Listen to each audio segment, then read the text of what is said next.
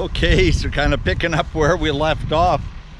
We're going to connect here to the sawmill. Got to lift those legs up a bit, and we'll give it a little tug and see what we can make happen.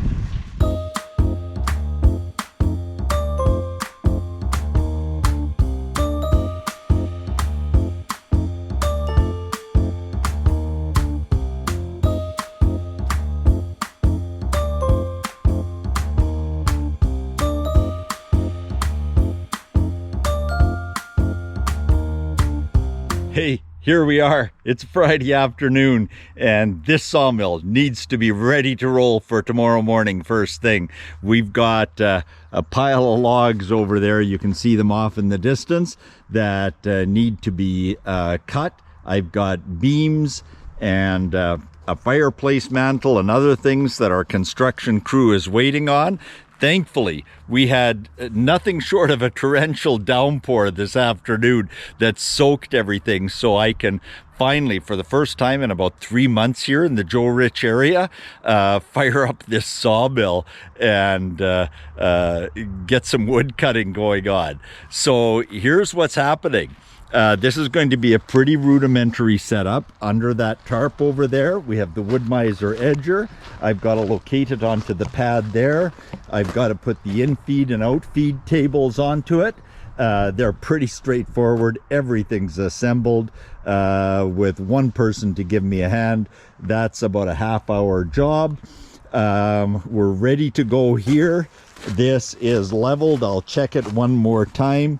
I literally ran out of time because I should be running a packer across this, but that'll be another job for another day. But honestly, with the leveling legs on this, I can just keep making adjustments until it settles in.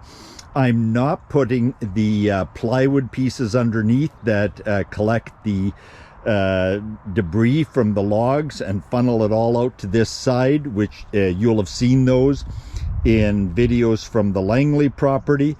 You know what? It was a great idea, but this isn't high production, and I can just as quickly and easily rake it out from underneath there, and those plywood pieces actually inhibited some aspects of basic sawmill maintenance. Not a big deal, but whatever.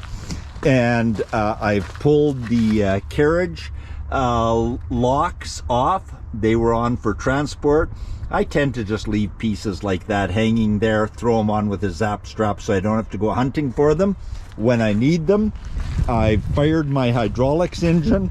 Everything's working well. All the components are ready to go except for the saw head, he says. Except for the saw head. Well, I'll check that. We'll throw a new blade on it tomorrow. What else is going on here? Oh, you know what I really miss? All my sawmill tools at my fingertips. And that's going to be the purpose of this white trailer over here. We've got a few storage items in there that, well, a few. It's half full of storage items that go to another house on the property. So it'll be 3 or 4 weeks before I have that. And when I do, it's going to be positioned. We're actually going to back it in right over here.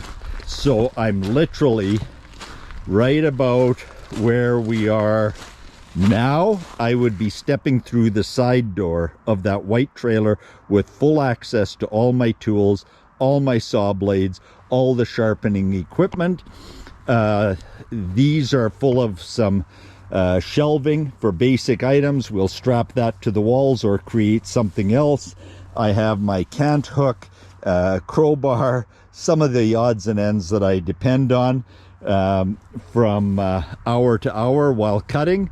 And hey, there we go. I'm running a little time lapse here, and we'll see if it's worthwhile attaching. If you see it, it was. If you don't, it wasn't. And the next thing you'll see is the first boards coming off of the mill. There we go. And hey, it's a great Friday evening in Kelowna.